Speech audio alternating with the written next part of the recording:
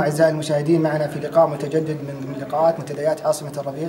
وفي هذا اليوم وفي هذا المساء تواجدنا في ملتقى مثقفي حفر الباطن، ونسعد في هذه اللحظات أن يتواجد معنا الأستاذ شافي الوسان، الكاتب والصحفي في جريدة الشرق. يعطيك العافية أستاذ الكاتب. الله يحييك. الله يسلمك. سعداء بتواجدك معنا. أنا أسعد. أستاذ شافي، كيف رأيت اللقاء الثاني من مثقفي حفر الباطن؟ والله كان اللقاء جميل صراحة، يعني جميل أنه فيها الكثير من الإخوة الكتاب والصحفيين التقي معهم المرة الأولى، مع أنه كلنا في نفس المحافظة، لكن هذه المرة الأولى اللي نلتقي فيهم يعني. وهذه من ثمرات حقيقة من ثمرات الملتقى. والله من ثمرات الملتقى، ويعطيهم العافية القائمين على الملتقى. أستاذ شافي، اليوم يبدو الحوار كان يعني أخذ جانب، وهو الجانب المهم في حفر الباطن في هذه الأيام، وهي جائحة مطالبة حفر الباطن بالجامعة.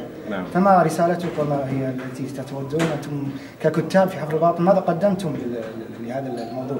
والله يعني أنا أعتقد أن الموضوع طرق بشكل كبير جدا، لكن هو كما يقيل يعني يقولون ليس هناك أصم من الذي لا يريد أن يسمع. نعم. هذه مشكلة كبيرة يعني، ولا جميع الكتاب طرحوا الموضوع في أكثر من مكان، وحتى في تويتر ومن فترة طويلة، لكن المشكلة أنه المسؤول عن الشيء هذا يعني المفروض أنه يعني يشوف وش اللي تبي المحافظة، ويحاول يحقق آمال يعني الناس اللي وش يبون وش يحتاجون، خصوصا أنه صراحة حتى طرحت بشكل آخر.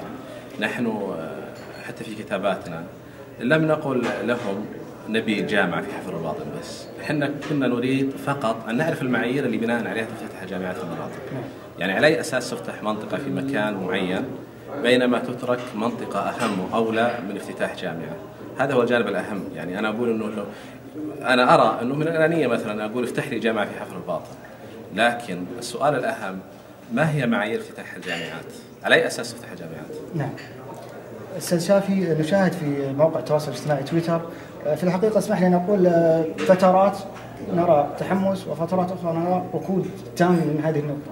ما هو السبب الذي يقف خلف هذه النقطة؟